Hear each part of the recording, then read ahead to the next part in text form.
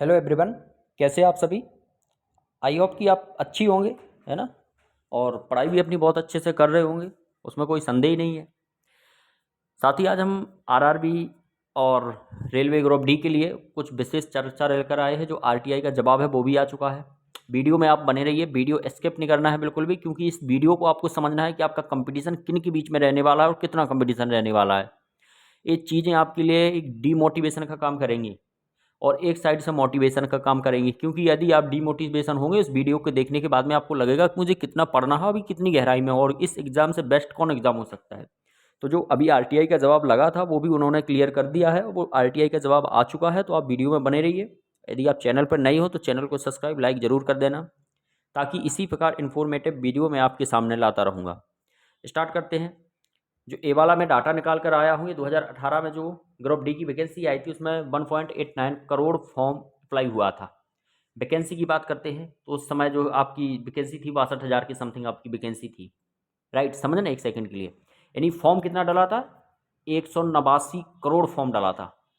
1,89,00,000 form यहाँ पे apply हुआ था 62,000 वैकेंसी के लिए, ग्रुप डी के लिए, है ना, ग्रुप डी के लिए। 2019 में वैकेंसी आती है और यहाँ पर 1.15 करोड़ फॉर्म, 115 मिलियन बच्चे यहाँ पर फॉर्म फिलअप करते हैं। और ये जो फॉर्म फिलअप हुआ है ये मान के चलिए 1,15,00,000 की समथिंग यहाँ पर कुछ कम हुए हैं। क्यों कम हुए हैं वो तो नहीं मुझे पता है, लेकिन कम फॉर्म डला है। या आप वैकेंसी की बात करते हैं तो 1,00,000 वैकेंसी यहाँ पर थी। तो ये डाटा तो उनका अप्रोक्स था, है ना। इसमें कोई, आप यहाँ पर देख लीजिएगा, ये जो डाटा मैंने निकाल कर दिया है। अब बात है 2024 और 25 वाली भर्ती की, कि जो ग्रुप डी की यहाँ पर जगह आई है, ग्रुप डी के लिए जो फॉर्म फिलअप हुए हैं वो कितने हुए हैं और को आरटीआई ने इसका क्या जवाब दिया है ना। तो आप इसकी भी हमें चर्चा करना है। तो देखिए साथी, इधर आरटीआई ने जो अपना जवाब दिया है, एक नोटिस यहाँ पर काफ़ी टाइम से वायरल हो रहा था, ये वाला नोटिस है ना। इसको अच्छे से देखते हैं हम, इस नोटिस को देखते हैं। इसमें दिखाया गया है कि जो यहाँ पर फॉर्म डले हैं, टोटल फॉर्म की बात करते हैं तो 1 करोड़ फॉर्म डला है। टोटल फॉर्म 1 करोड़ डल चुका है। 1 CR फॉर्म यहाँ पर फिलअप हुआ है। वैकेंसी की बात करते हैं तो लगभग लगभग 32,000 वैकेंसी है। ज़्यादा नहीं है वैकेंसी, 32,000 ही वैकेंसी है आपके पास। कोई समझ रहा 35,000 वैकेंसी बढ़नी चाहिए, बिल्कुल बढ़नी चाहिए, क्योंकि इनका जो एग्ज़ाम पैटर्न है, एग्ज़ाम पैटर्न की दृष्टि से तो ये कलेक्टर बनवाते हैं, बिल्कुल रियल।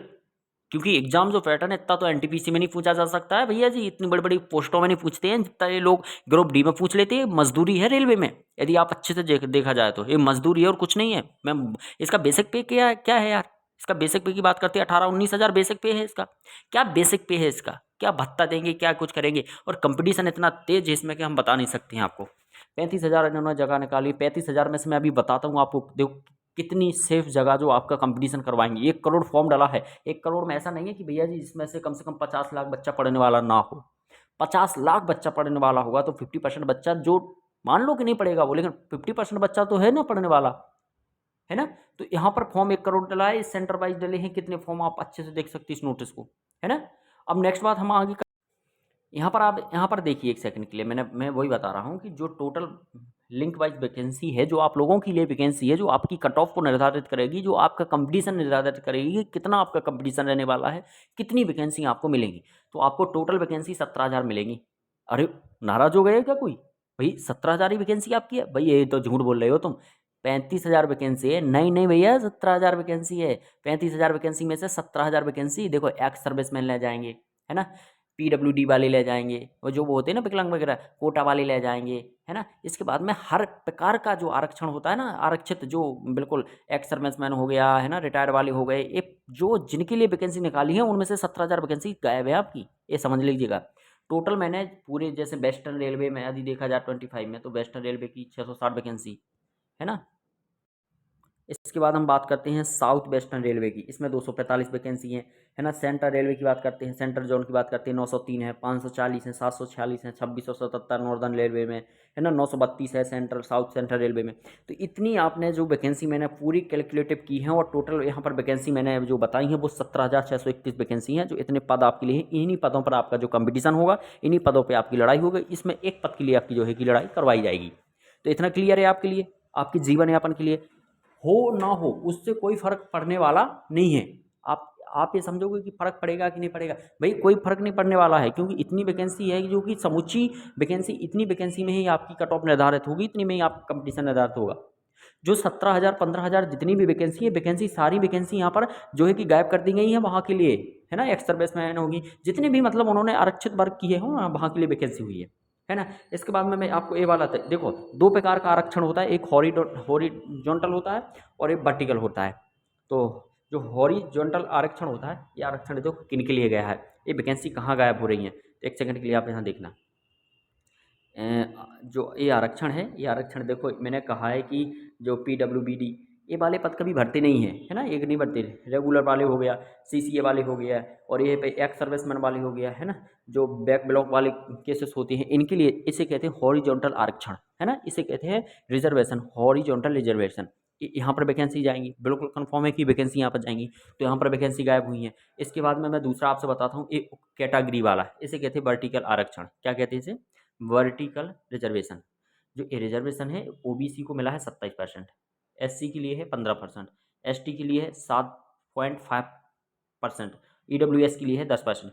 तो ये वाला होता है वर्टिकल रिजर्वेशन। ये वर्टिकल रिजर्वेशन क्या होता है? ये रिजर्वेशन दिखाता है तो कितनी वैकेंसी ये ले जाएंगे, इनके लिए रिजर्व वैकेंसी है, तो बाकी वैकेंसी बची हुई है जिनके लिए आप लड़ रहे हो, तो भाई कंपटीशन को बहुत ज़्यादा है कि नहीं है? ऐसा नहीं है कि कंपटीशन नहीं है, कंपटीशन बहुत तेज़ है। यहाँ पर बेसिक पे की बात करते हैं तो 18,000 बेसिक पे है। यहाँ पर बात करते हैं, यहाँ कंपटीशन की बात करते हैं तो हाई लेवल का कंपटीशन यहाँ आपको देखने को मिलेगा। दूसरी बात है, मजदूरी वाली जॉब है, बिल्कुल मजदूरी वाली जॉब है भाई, बिल्कुल मजदूरी वाली जॉब है। मैं डीमोटिवेशन नहीं कर रहा हूँ, मोटिवेशन कर रहा हूँ। कछु बंदे तो होते हैं जो छोड़कर आ जाते हैं इस जॉब को, कोई करता नहीं है। जितनी मेहनत आप इसमें करोगे, इतनी मेहनत यदि आपने दिल्ली पुलिस और कोई पुलिस लेवल में की होती तो आप पुलिस में सेलेक्ट होते। नहीं जाना आपको डिफेंस में तो NTPC आई है सामने, उसमें भी जाइए। NTPC में तो साइंस ही नहीं आती है, बिल्कुल मेहनत करिएगा, इसमें तो सब पूछा जाता है ना। तो बहुत है। इसके बाद में मैं आपको एक चीज़ और दिखाता हूँ, इधर देखिएगा, इसका थोड़ी मैं सिलेबस के बारे में बताता हूँ। सिलेबस के बारे में आपको मैं 1 मिनट के लिए बता देता हूँ। जो इसका सिलेबस है, देखो जो टाइम है इसका एग्ज़ाम का वो 90 मिनट है।